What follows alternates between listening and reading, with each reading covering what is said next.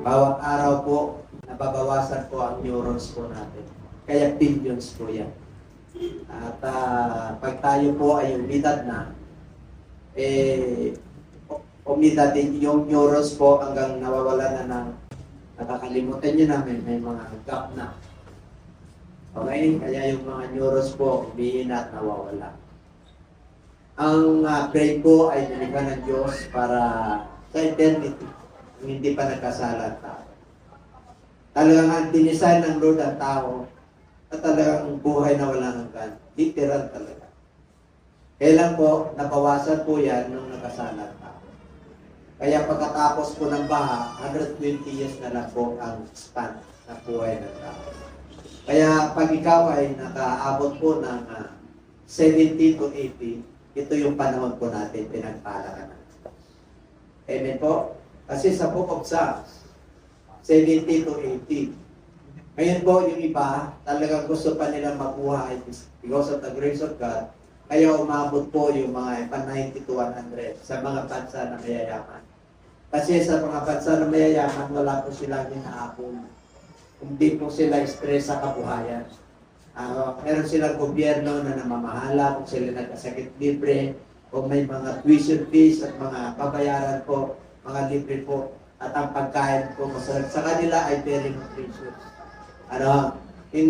Yung lifestyle po nila, kaya yung pollution po sa kanila, wala, hindi gaano. Kaya sila po ay 90 to 100 normal po. Pero sa ating bansa, medyo bihira lang po yung gano'n. Amen po? Kaya pag 70 to 80 ka na sa Pilipino, doon na po yun. Amen? Sino nang 80 years old dito nasa kamay? Diba wala pa? Ako nagtaas ang kamay. Ako yan. Kasi po, siyempre po, may mission tayo sa Lord. Kahit na may sakit tayo, inistin ng Lord yung ating buhay. Kasi konti na lamang po magagawa. Papag-usapan po natin ang puso. Okay? Ang nais ng Lord, mga kapatid, ay pinagpala po ng isang tao na may talisay. Talisay na puso. Tingnan po natin ang Book of Psalms. At sabi po ng Book of Psalms, mga kapatid, created me a clean heart, O God. Book of Psalms na tayo. Okay? Created me a clean heart, O God, and take away and renew a steadfast spirit within me. Okay, si King David po ito, kasi talagang warrior po.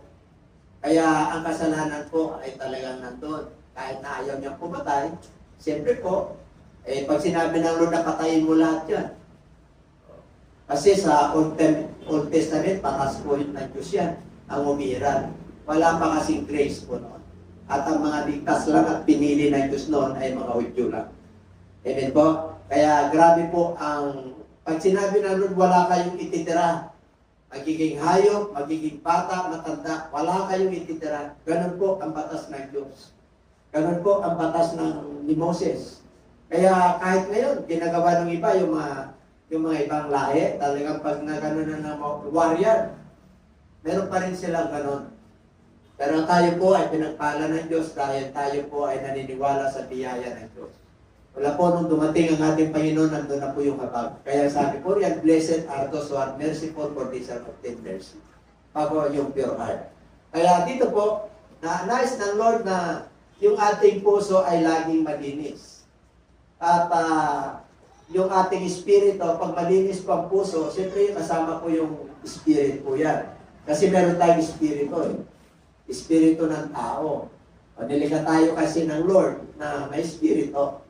Amen po? Ang mga ipis po at ang mga hayop po ng espiritu po yan. Meron lang silang buhay. Baka mamaya mag-misinterpret nyo. Akala nyo may espiritu ang elepante. Pala po, buhay lang po. Tayo po may espiritu ng Diyos, kaya hiningan tayo ng Diyos.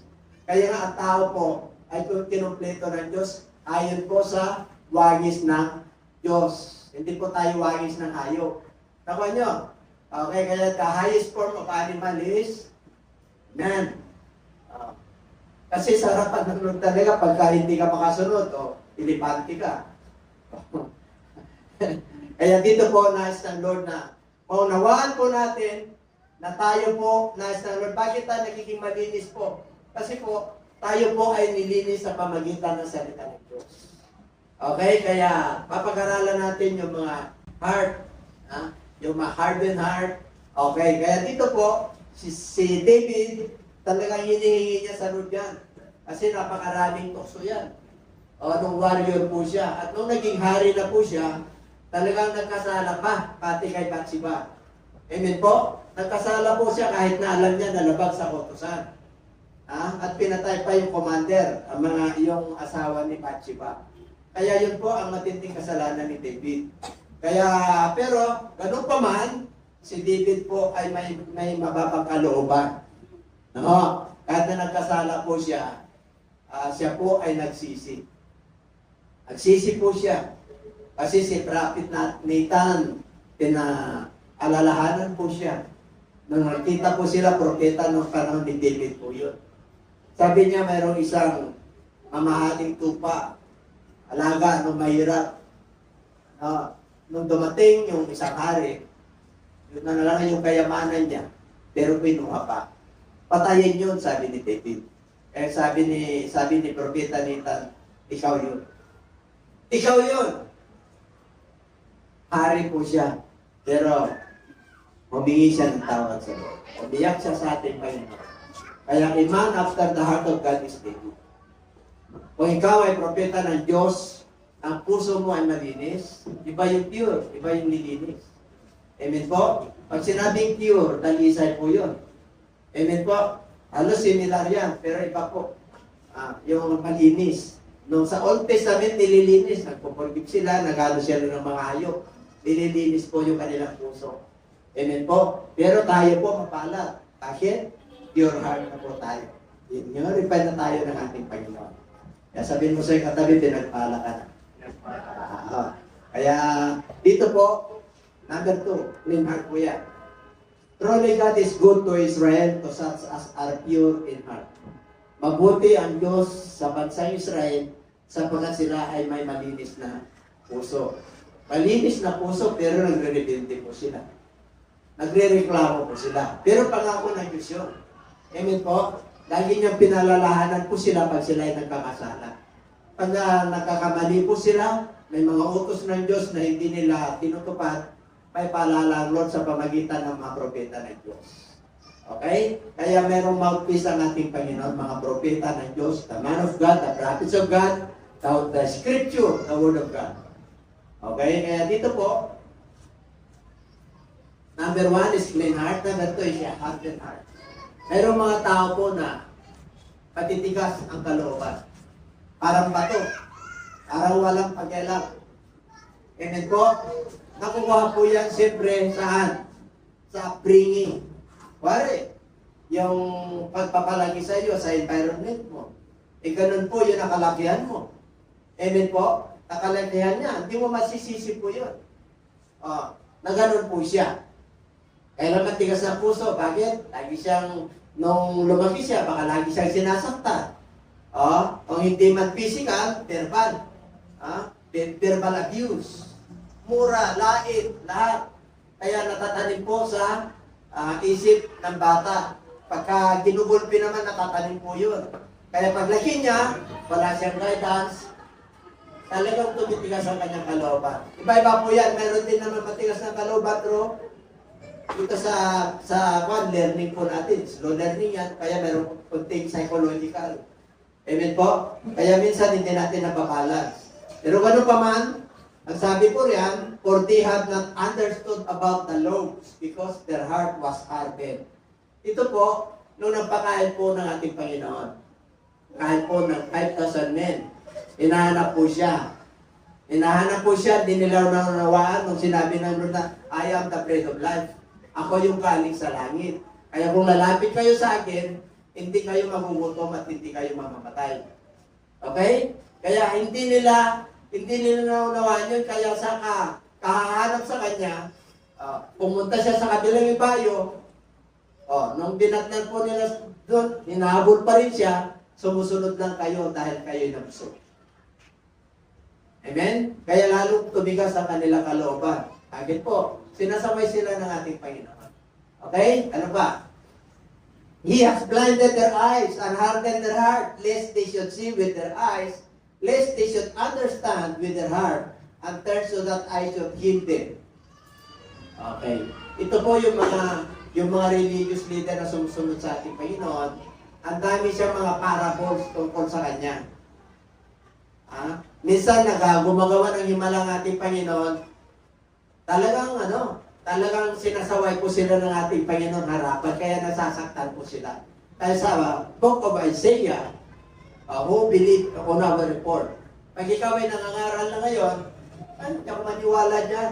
Hanggang ngayon sa atin, hindi ko maniwala kasi dati, naman yan eh. Di ba? Ang hirap paniwalaan ang isang mangangaral. Okay, yung mga patutunan natin ang nagpapatunay at yung buhay po natin na nag-iilaw po. Okay? Dati po yan, mahirap yan, wala yan. Pero bakit ganyan? Pinagpala, papasok po yung spirit of envy. Alam niyo yung spirit of envy? Inggit. Kadalasan po, nakaso po, envy. Hindi ka nalalayo sa pamilya nyo. Kahit kayo mga magkakapatid, mayroon po yan. Yung pataasan. Yung wari, buhay pa yung papa nyo. Buhay pa yung magulang nyo. Good report. Tapos may favorite si tatay, may favorite si... Di ba ganun po yan? Hindi na kayo yan. Meron po yan. Hindi sa mga kapatid. Bakit po? Si Cain at Abel eh. Bakit pinatay si Abel? Because of envy. Yung kanyang alay, tinanggap ng Lord. Si Abel, yung alay ni Cain, hindi niya tinanggap. Kasi masama yung kanyang kalooban. Kasi huwag tayo mag-alay sa Diyos na masama ang kalooban. Mag-alay tayo sa Diyos na maayos. Yung iba, talagang galing mangaral, pero yung kalooban, wala. Hindi tatagal sa ministry.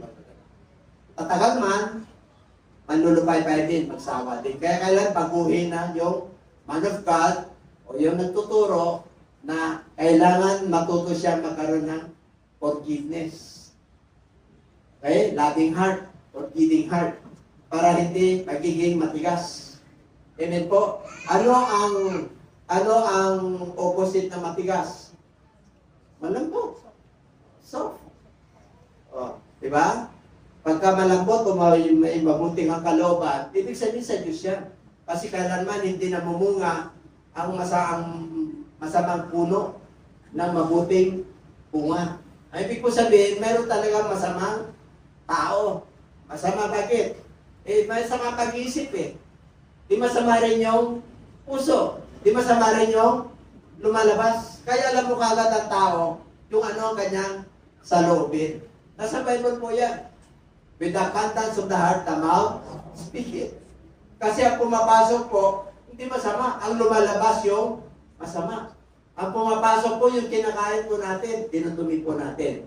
Kaya pag may sama ng loob yan, pag lumabas yan, sinasaktan niya yung tao. Kasi yun ang nasa puso niya. Amen po? With the abundance of the heart, the mouth speaketh. Kaya nananatili na they were blinded in their eyes, o matigas ang puso, lest they should see with their eyes, lest they should understand with their hearts, and turn, para magbalik sila, so that I should heal them. Ano ibig sabihin ng ating Panginoon? Pag sila'y nanumbalik sa akin, itong pinapangaral ko sa kanila, sa kabila ng kanilang pananalig doon sa batas ni Moses, at sila ay lumambot. Sa batas ni Moses kasi sapat talaga hindi kakikilos eh. Pag 70 yun eh. Pero nung dumating si Kristo, kumikilos siya. Nangangaral po siya. Kaya yung sabat ni kay Kristo, nung dumating po siya, isa sa mga kaso niya sa crucifixion is blasphemy. Nakakala nila, inano niya yung sabat. Ano yung tinontra or mayroon pa isang term? Against siya doon. Hindi, he fulfilled. Itinuro niya kung anong dapat natin gagawin pagkasabat. Gagawa ka ng mabuti.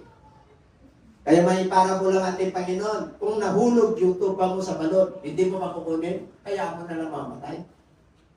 Yun ang sabat sa Old Testament. Hindi na sila magluluto, hindi sila gagalaw. Doon lang po sila hanggang gabi. Di sila mag-entertain ng tao. Di na sila magluluto. Bakit po? Naka-reserve na yun eh. 6 days pa lang gagawin mo na. Magluto na ako. Kukuha na ako ng pansigang ko. Lahat. Yan. Bakit? Maganda po yun. Kasi mamahinga ang tao. Napakaganda yung plano naman sa tao. Mamahinga yung buong katawan mo. Kasi 6 na araw ka na trabaho. Kailangan yung isip, yung puso mo, yung katawan mo ay hindi mapagod. Sa pamagitan ng yung pawis, doon mo bubuhayin yung mahal mo sa buhay. Kaya kailangan ng Sabbath day. Sa panahon po natin ngayon, ang Sabbath na po, yung pahinga mo. Kung saan ka bakante, hindi na yung araw. Pero kadalasan po yan, Biyernes dito, Sabado doon. Sabat nila, Linggo dito, unang araw ng Linggo, Sabat natin bilang Kristiyano sa mga bansa. Kasi iba yung orasan po natin eh. Amen po, advance or delay tayo. Kaya ang Diyos napakabuti. Ang Sabat po yan, Friday, Saturday, Sunday. Lahat na po ng lahi yun. Na buong mundo na. Amen po? Kasi He is the Lord of the Sabbath. In-explain niya yun. Kaya minsan, nakakalungkot yung mga iba, pag hindi ka na magano sa Sabbath, hindi ka naligtas, hindi po gano'n. Nung dumating ang ating Panginoon, gumawa ka ng mabuti pag panahon ng Sabbath. Mag-worship ka, magkaroon ka ng panahon sa asawa mo, sa kamag-anak mo, pag-fellowshipping ka, mamasyan kayong pamilya. Bakit? Inunan nyo na si Lord eh. Ayaw naman ni Lord pasyan muna. Tapos wala nang pasasalamat sa Diyos. Yung iba ganun. Amen po? Tayo po, salud muna. Kasi Sabat natin eh. Anong Sabat natin dito? Linggo. Yung iba dito na Pilipino, Sabado. Okay lang yun. Yun ang kanilang paniniwala. And everybody say amen. Kaya sila pinulang, nabulag talaga. Kahit nakita nila yung mga katotohanan tungkol sa scripture, pinatigas ang Lord yung kanilang kalooban. Kasi hindi sila sumusunod. Kaya pag ikaw ay mananampalataya na hindi ka sumusunod, lalong patitikasin ng Lord yung kalooban. Hindi mo pwedeng sipain ang tinik. You cannot kick against the pricks. Ang bato, hindi mo pwedeng sipain. Ang bato si Jesus Christ. Huwag kang matisod sa Kanya. Pag nasaktan ka, tanggapin mo kung ano ka. Humingi ka, Lord, change me. Create in me a clean heart of God. Give me a humble spirit. Soften my heart, Lord. Diba? Dapat ganun po. Ano pa? Ang ilang puso na yan. Ito maganda ito. Sagana ito sa pag-ibig. Amen? Lahat iniibig. Lahat iniibig. Pati hindi niya kanya. Iniibig niya. Ang tindi nito. Amen po, nakakita na kayo ng gano'n. Hindi kanya, gusto niya pa. Nung una, ano lang eh. Nung pinakalaman niya, pati yung nakatira sa tahanan. Kaya mag-ingat kayo sa... Brood of vipers, how can you being evil speak good things? For out of the abundance of the heart, the mouth speaks. Ito po, yung mga religious leader, mga Parisiyo, mga Sadduceo, mga Escriba po. Pag nangangaral ang ating Panginoon, bawat kilos, bawat pagsasalita ng Lord, chinichik po nila. Talagang lahat ng pagkakamali. Hindi nagkamali ang ating Panginoon for 3.5 years na nangaral po siya. 3.5 years na nag-ministry po siya, wala siyang kasalanan. Wala siyang bahid kahit na nagalit po siya. Kahit na nagalit po siya para sila ay matuto. Amen po? So, ang pinakahalimbawa natin bilang mga ngaral ay ang ating Panginoon.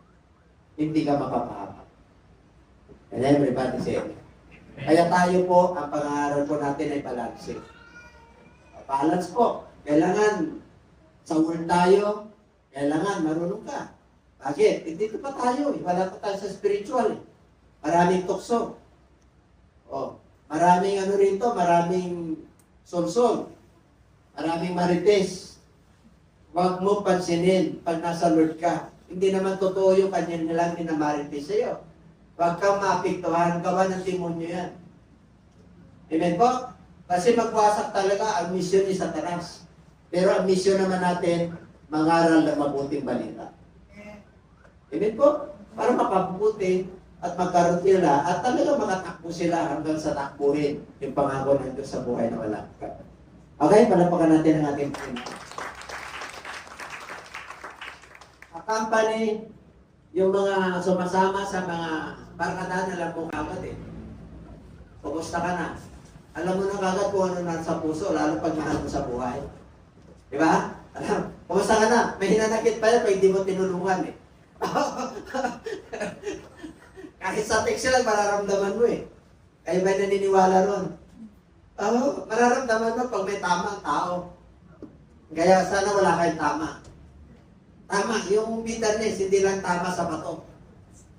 Alam niyo bato? Yung iba may tama dahil may bato. Kidney po yun. Droga, marijuana, alcohol, bisyo. Amen po? Biniyayaan na tayo ng Lord ng buhay, grace eh. Kaya nga tayo natuto eh. Kaya nga naging maayos po yung buhay po natin. Huwag na natin balikan yung dati pa. Ha? Pero ngawit yan. Di ba? I surrender all. Dapat i-surrender all na tayo.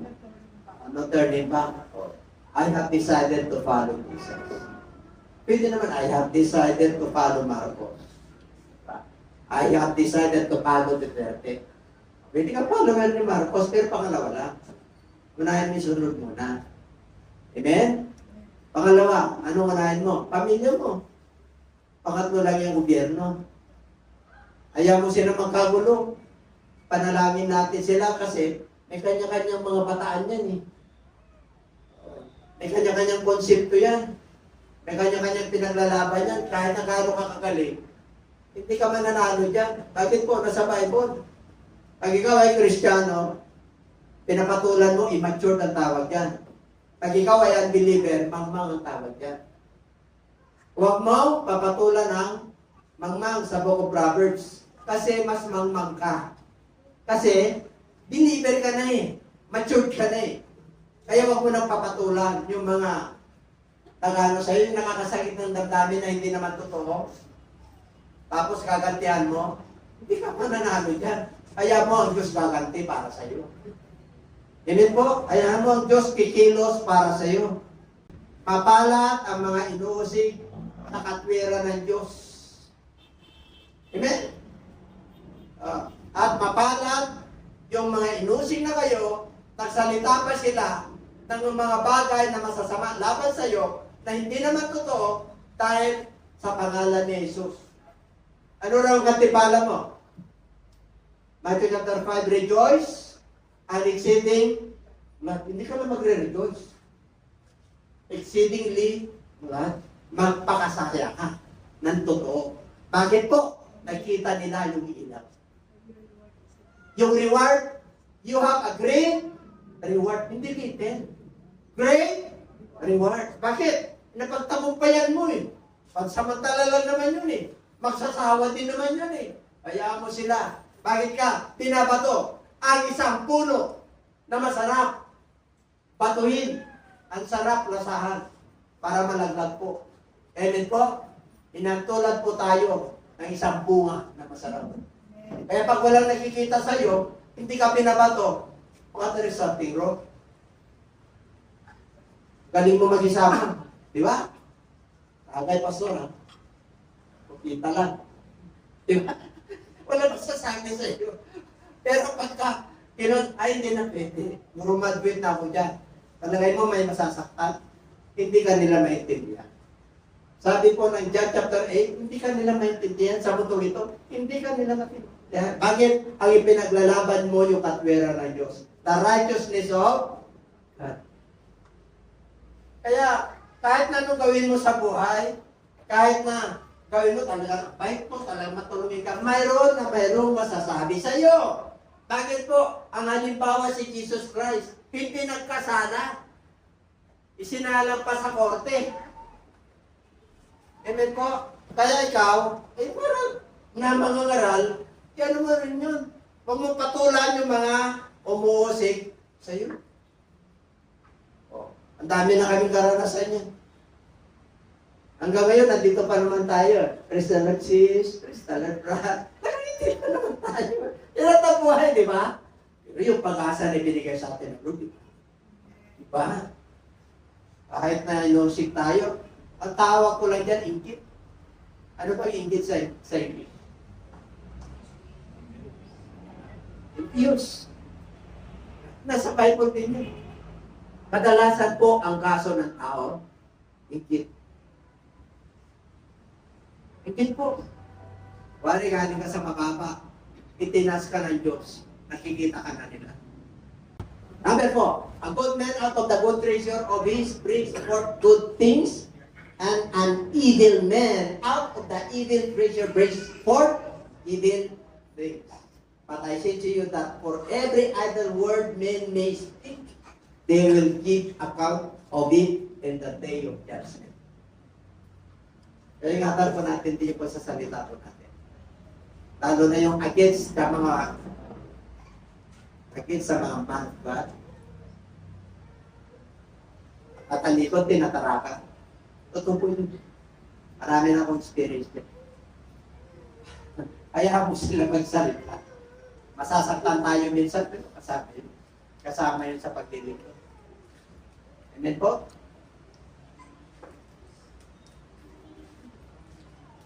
Ang ano dyan, kadalasan ng issue sa mga ganyan, pera sa mga religious. Kasi, sexual immorality, kitang-kita. Amen po, nakikita, wala kang ano to. Yung mga ibang ano, ay, lying, madali lang ano yun yan. Pero yung nasa isip at puso, hindi mo makikita yan. May resulta na lang po yan. Bakit naging gano'n? Di ba, tinding preacher yun? Amen po? Bakit nagkagano'n? Mag-question na po tayo eh. Kaya mahirap din yung sumobra. Di ba? Mahirap din yung ulam. Sakit na lang tayo. Nasa Bible po yan eh. Sa Revelation chapter 22. Kaya ingat lang po tayo. Sabi ko sa katabi, ingat. Ang mahalaga sa atin, kilala natin ang Diyos na Diyos. Yan ang tutulog sa atin. Kaya, wala na yung mga idol word. Pagka tinaraka ka sa Diyos, idol word, huwag mo silang gantihan ng masama sa masama. Pag ginawa ka na masama, gawan mo sila ng kahit ayaw nila sa'yo, okay lang. Wala tayo magagawa nun. Ayaw nila sa'yo, bakit mo pilit yung sarili mo? Bakit mo pagsisiksikan? Ayaw nga eh. Pag nakikita kita, pag nakikita kanila, ano, parang diring-diring. Di ba? Parang gano'n eh. Parang galit na parang makita ko lang yung bishop na yan, pastor na yan. Wala naman akong ginagawa. Ang Amerikano lang po, wala rin min. Kaya naman, pati ba naman tayo ko, papansin ito. Kaya talagang bigay ng Lord sa akin yan. At ipinapandira ko na yung Diyos natin. Amen. Bakit? Bakit kung naman ikakaya yung mabuting balita ng Diyos? Na kailangan kayong lahat para mapatawad. Ito yung susi na binigay ng Diyos. Kailangan mabautismo kayo. Saan ba yun? Kailangan matanggap nyo ang banal na espiritu. Merong 5 palatandaan na kayo mananampalataya. Pag hindi sila sumusunod doon, masasaktan talaga sila.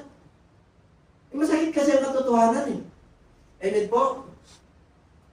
Pag naman, mag-aaral ka ng isang Diyos lang nakaupo sa trono ng langit. Hindi siya maniwala. Tapos galit sila. Okay lang po. Lunukin ko na yun. Kaysa magmamarcha ako noon. Ha! Bagsak! Bagsak! May nang nalang, hindi ako naging... Ay, mga kapatid, nakarali rin ako sa Mindula. Nandun ako. Hindi ko nilis sa pangalan ko. Nakatatlong beses yata ako.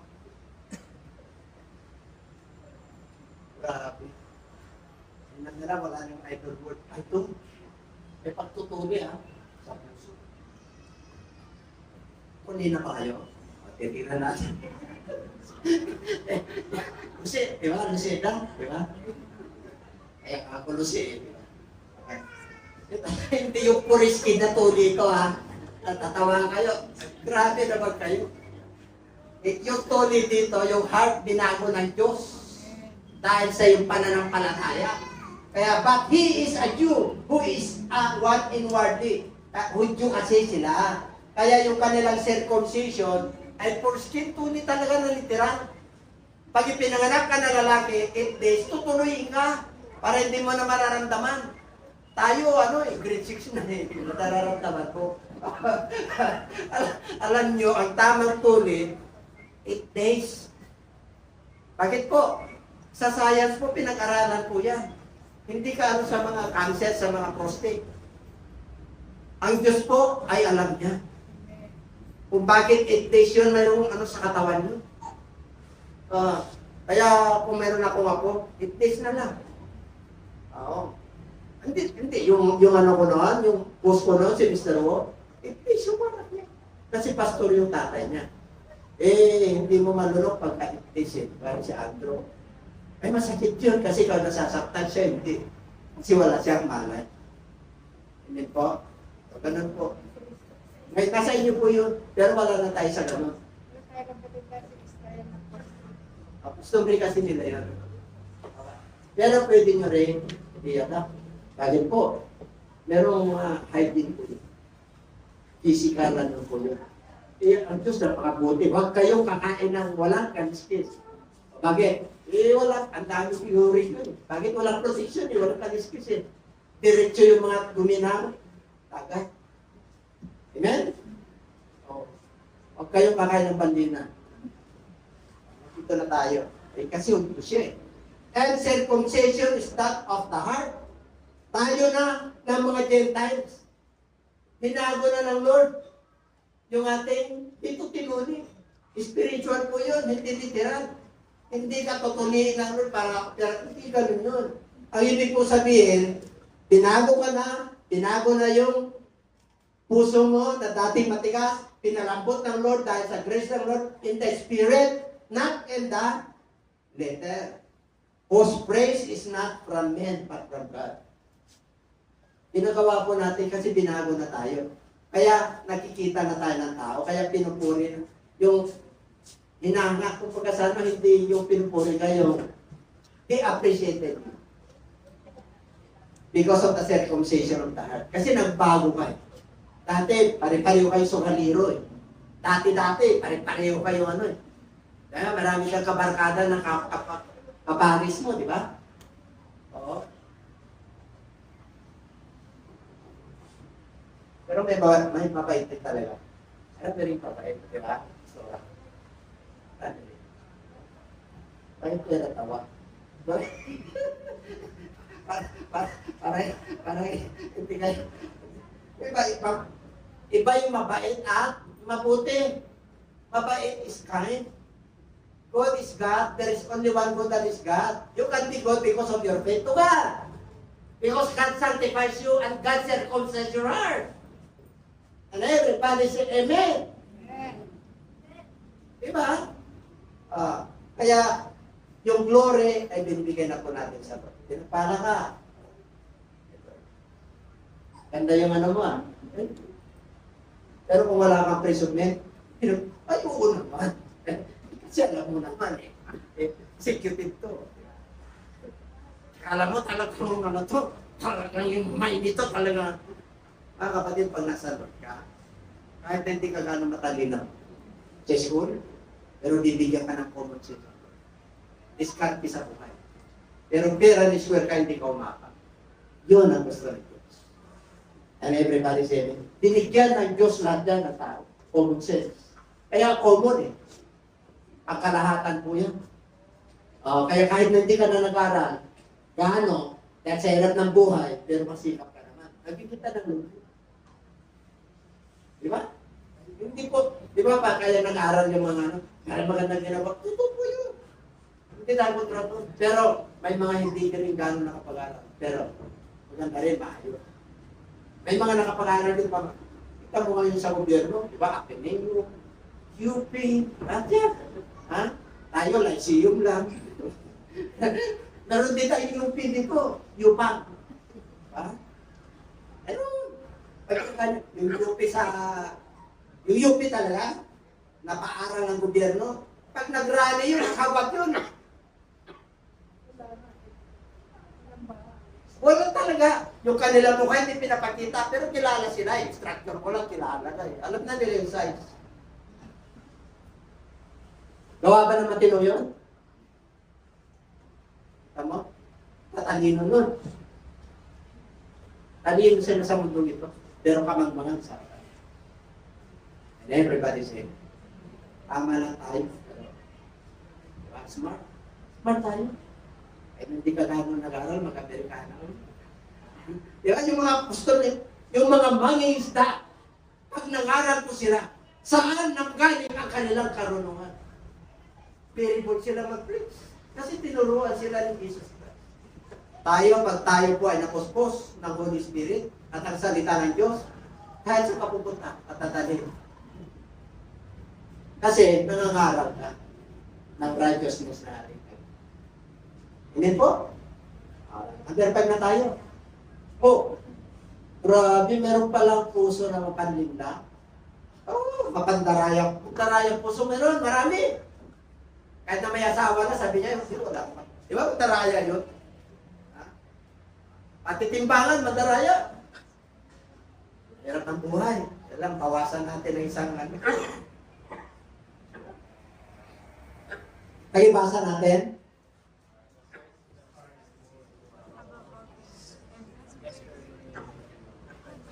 Ang puso ay mapanlinang o mandaraya sa lahat ng bagay. All things above. Ang pinakamatinding mandaraya ay puso. Emosyon kasi yan eh. O kahit na pinakasalan mo yan, halagang. Whether in sickness or in health. Diba? Whether in richer or in poorer. Diba? Habang tayo ay nabubuhay. I love you. Daming talaga tinibays pa. Dumating na yung pagsasama nila, susubugin sila ng panahon, kung gaano katatag, o dyan na. Amen? Kaya pag wala ang Diyos na namagitan sa inyo na mag-asawa, mahirapan kayo. At pag walang Panginoong Isus na namagitan sa pamilya, magsusumbatan kayo. At pag walang Diyos na mamagitan sa inyong kapwa, mahirapan ka sa buhay. At pag wala ang Diyos na hindi mo kilala, at hindi ka nananalig sa kanyang salita, mahirapan kayo at mabibigat ang buhay. Kung gusto nyo na magana ang buhay, sumunod ka ng kay Kristo. Kaya ngayon, pinako na siya eh. Pinako na lahat yung kahirapan natin, karamdaman natin. Para ma-enjoy po natin yung buhay. Kaya sabi ng Lord, rejoice evermore. Bakit mananampalataya ka na? Itong puso na ito na matigas, pinalambot na ng Diyos, nakilala mo na ang Panginoon, bakit bumabalik ka sa dati, ang tindi mo, tinadaya ka ng puso mo. Amen? Alam mo na naman utos ng Diyos eh. Mananampalataya ka na eh. Sumisipat ka pa sa iba. Amen? Tapos nandadaya ka pa sa timbangan, nandadaya ka pa sa oras. Diba? Kayong mga worker, kayong mga trabador, o 8 oras kayo, wala ka na. Pero, atso ako. Sa susunod, ako naman magpan sa'yo. Diba? Eh, tayo po ay mananampalataya na. Ang Diyos ang nakakita. Gusto mo kumasinso? Pagiging tapat ka. Liban na lang kung alam ka boss mo. O, kung alam ka kasi boss ka rin. Boss ha? 6 na oras lang ako. Pwede kong tatapin yan. Yung boss mo, 12 oras. Eh, boss mo yun eh. Ayaw mo siya magtyaga na magtyaga. Again, boss mo yun. Pero, kung sabihin mo, 6 na oras lang ang kaya ng katabang mo. Ang nakakalam, ang puso mo ay ang Diyos. Nililin lang ka lang yan. Puso mo, kung ano lang kakayanan ng iglesia, doon lang tayo. Huwag natin akapin yung hindi natin kaya. O, okay, palapakan natin ang Lord. Pero pa, itong hurt na ito, napakatinda. Uy! Grabe. Gusto na. Kasi natatabahan yung nila eh. Parang gusto nilang umulagpos eh. nag-uusap ba? Ay, ibig sabihin kasama natin ang Lord. Pag hindi na nag-uusap, pag kami ginagawang kababalagan si Bishop. Okay. He who has clean hands and a pure heart, who has not lifted up his soul unto vanity, nor sworn deceitfully. Vanity po yung idol. Okay? Vanity yung walang kabuluhan. Alam niyo yung Psalms 24 yan, hanggang verse 6. Ang mundo ang nagmay-ari ang Diyos.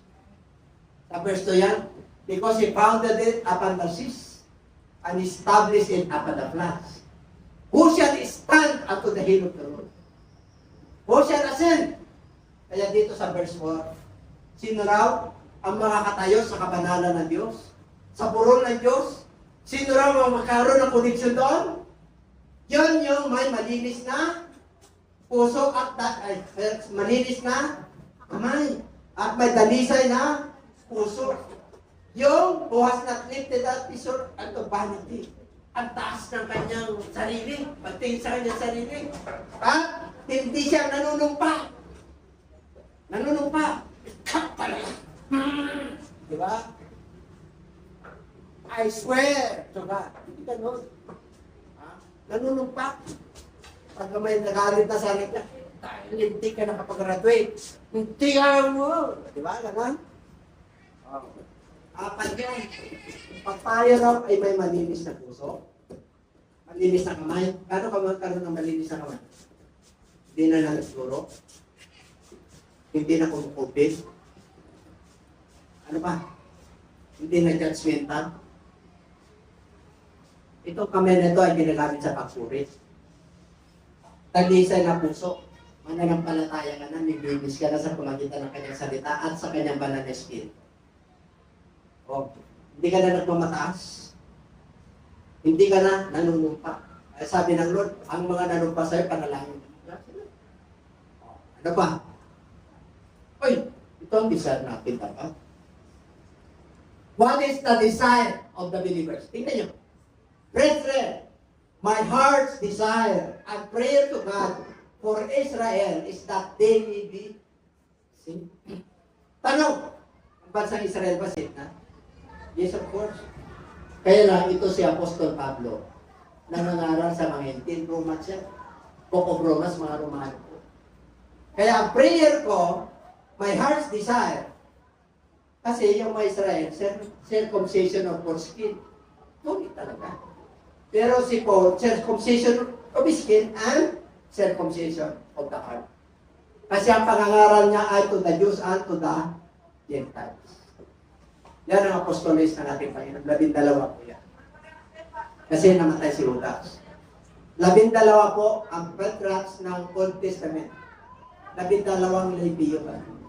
Kaya 24 elders po yan. Araw at gabi sila nag-worship sa throne ng Diyos. Okay, desired heart. Dapat pa mananapak yun. Oh. Okay na yan. Oh. Ano ang benepisyo pag tayo po ay mag-pure heart? Ano ang mga ingredients yan? Kailangan, mababa ka. How to maintain? Therefore, whoever humbles himself as this little child is the greatest in the kingdom of heaven. Kaya pag tayo pa naging mananampalataya, abutin mo lahat. Hindi ko mo, inabot mo na yung ano sa mundong ito, dami ka ng achievements, ipataas ka na.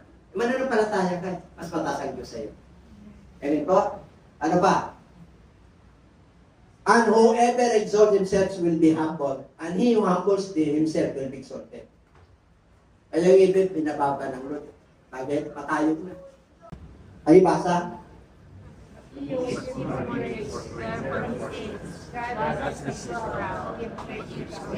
Kaya yung matataas, ayaw ng Lord. Papaba talaga sila. Pero yung mga mababa, rather biyaya. Amen? Biyaya sa biyaya. Ano pa? Humble yourself in the sight of the Lord and He will lift you up. Wala ka na pupuntahan ang hirap ng buhay. Wala kang inasahan kundi ang Diyos. Nahiya ka nang lumapit dahil labis na. Wala ka nang kaya. Huwag kang mag-alala. Nandiyan ang Panginoon. Sa sakit, sa hirap, sa karamdaman, sa stress, sa mga relationship, broken relationship. Pag sinabing humbleness, humble yourself, ano lang yun ka? Lumot ka. Magpakababa ka. And Lord will lift you up. Ibig sabihin, bubuhayin yung spirito na. Bibigyan ka ng encouragement na. Kasi lahat ng kapangyarihan, discourage ka eh. Sino mag-encourage sa'yo? Sarili mo at ang Diyos. Encourage yourself. Amen? Pero pagka hindi ka lumaban sa mundong ito, ay wala. Kahit nasabi ko, talagang ang Lord kasama mo. Ay, hindi, talagang kanito na ako. Wala talaga, walang appetite ng mundong ito, wala. Sabi ng doktor, pwede ka pa, wala kang sakit. Bakit marami akong nararamdaman? Pag pinisil ko rito, tama sa ulo. Ibig sabihin, nakukuriti yung utak ko. Saan na kaya yung sakit ko? Sabi ng doktor, sa laboratory wala. Nakikita na kayo ng ganyan? Meron. Totoo rin to. Bakit po? Kulang ka sa kanila. Yung mga ugat-ugat mo rito, hindi na mamahinga. Yan lang po yun. Yun lang po yun. Kakain ka ng mga masusustansya at tamang pagkain. Parang si Dr. Winning tayo. Maraming gumagaling po. Bakit po? Inilalagay ko talaga ng ganyan. Diba may pinag-pray tayo? Matalino yung bata yun. Bigla na lang tulala. Tapos bigla na lang sumisigaw. Matalino. Mga grade ano yun? Mga senior. Pinunta namin. Tinanong ko lang, anong oras ang tulog mo? 2:00. Anong kausap mo? Gadget. Alam ko na, disorder. Karoon na disorder. Amen? Wala na sa tamang panahon yung kain niya. May pagkain, may timetable lang. Pari-pariho yan, dinisan ng Diyos. Umaga, tanghali, hapon. Dinisan ng Diyos yan. Pati pagtulog lahat. Amerikano ka, Pilipino ka, Afrikano ka, Hapon ka. Dinisan tayo na nun na pari-pareho. Kaya pag inabuso mo yan, ang magiging kaaway mo, yung lumikha, sa'yo. Sinabi ng Lord dyan did you not know that your body is a temple of the living God? Glorify God in your body. If you abuse your body, God will be against you. Kasi temple niya yan. Huwag na mo lalagyan ng kasalanan at piso yan. Magiging kalaban mo ang Diyos na. Gusto mo natatayo din sa taas ka dito. Pure heart. Kung bulusyo ka pala sa oras. Tama-tama lang po mga kapatid. Sa oras pa lang naman ako. Okay naman. Tayo na tayo. Hard pa lang yun. Wala pang liver. Wala pang yun. Wala pang brain yun. Wala pang neurons yun. Wala pang ugat yun. Ilang kilometro yung ugat natin, hindi mabila. Mga kapatid. Sabi mo sa katabi, pinagpala ka na si